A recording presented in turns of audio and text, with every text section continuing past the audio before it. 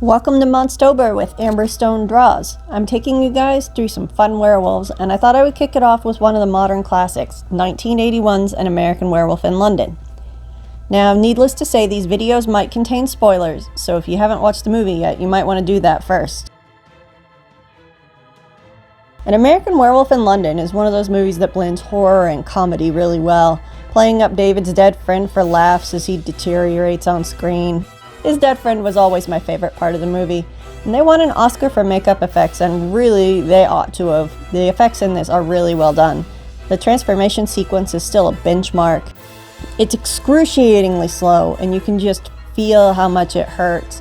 And holy cow, it's pretty brave to do a horror movie transformation in such bright lighting. You don't see that very often at all. When you watch Being Human, the British one, not the American one, they mention that the werewolves die every time they transform. Their heart stops. Even Angua, the born werewolf in Terry Pratchett novels, is sometimes referred to as undead. Some of the characters say, "They're big and scary, they come from Uberwald, and if you stab them with a sword, they don't die. What more do you want?"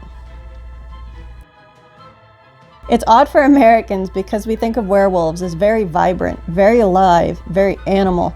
Probably the most alive of any monster, but when you see the long, excruciating transformations in An American Werewolf in London and Being Human, the idea that their hearts stop yet their body is forced to push through by some magical curse, well, maybe they are undead.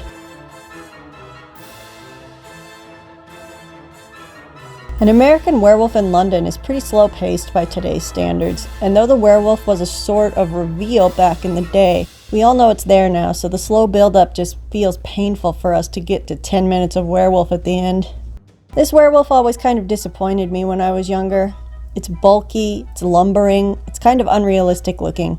Now that I'm older and have sat through the CG rubber lion garbage in the sequel, the design has really aged well.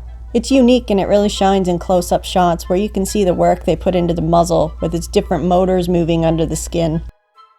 You can totally tell that this monster is the reason the Hispo form in World of Darkness exists. It even has long fingers instead of paws, even though it walks on all fours, something that most of the dire wolf werewolves don't usually have. I'm not a crazy huge fan of Hispo-style werewolves. They always remind me of gorillas, and this one is not really an exception thanks to its silvery color. But this is a werewolf that grows on you. It's been a long time since I've seen this movie, and I think it might be time for a rewatch. Well guys, I hope you've enjoyed my look at David Kessler, the werewolf from An American Werewolf in London. What are your favorite werewolves? What do you want to see next? Let me know in the comments below, and don't forget to check out my Patreon page as Amberstone Draws. And as always, thank you for watching and happy Monstober.